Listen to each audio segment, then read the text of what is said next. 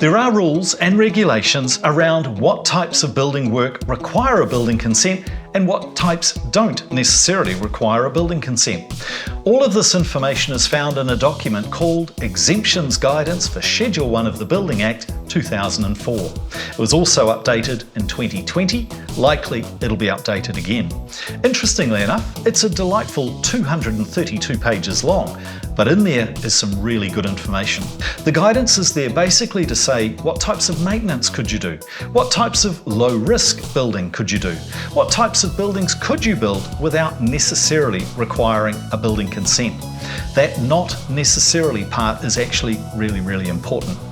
Lots of discussion about this at the moment because in the past you could build a 10 square metre structure that's been extended to 30 square metres, but as soon as you put some plumbing into it, for example, typically that requires a building consent. So if you're trying to navigate your way through this, there's a really helpful tool online. canibuildit.gov.nz. You could type in deck. It'll then ask you, is it more than 1.5 metres off the ground or less than 1.5 metres off the ground? If it's slightly over a metre, it will bring up a whole series of prompts about that as well. So are you aware that there are regulations around safety from falling? How do you comply with that?